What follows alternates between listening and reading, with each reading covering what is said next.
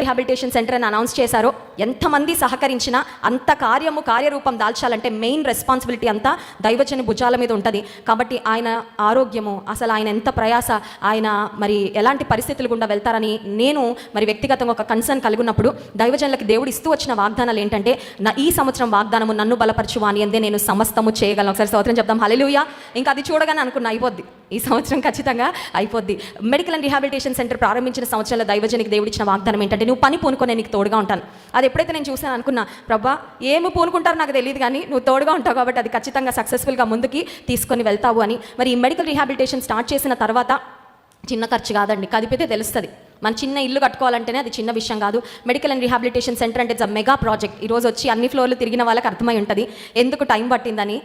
ఈ రోజుల్లో ఏది కూడా చిన్న ఖర్చుతో లేదు, కానీ ఎలా వనరులు సమకూడతాయి అని మరి ప్రతి విషయంలో దేవుని వైపు చూస్తూ వచ్చినప్పుడు ఒక్కొక్కసారి ప్రభా మమ్మల్ని సిగ్గుపరచద్దయ్యా, ఇది ఎక్కువ కాలం కూడా పట్టకూడదు ప్రభా, ఇది త్వరగా కంప్లీట్ అవ్వాలి, సహాయం చేయన్నప్పుడు దేవుడు మరి సిగ్గుపడనివ్వకుండా ఈరోజు ఇనాగ్రేషన్ జరిగించడానికి సహాయం చేశారు. మెడికల్ అండ్ రిహాబిలిటేషన్ సెంటర్కి వెళ్ళి మీరు ఆ ఫ్లోర్స్ ఎక్కితే అక్కడ నుండి మీకు ఏ వ్యూ ఉంటుందంటే చర్చ్ వ్యూ ఉంటుంది.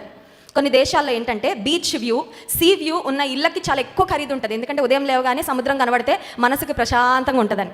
నేను ఏమనుకున్నానంటే, దేవుని చిత్తం, దేవుని ఉద్దేశం, అసలు ఈ ప్రాంతానికి వచ్చినప్పుడు చాలా చిన్న స్థలం తీసుకున్నాం. ఒక్కొక్కటిగా దేవుడు ఇస్తున్న కొలది ఈ ల్యాండ్ అంతా మనం తీసుకోవడానికి దేవుడు సహాయం చేశారు.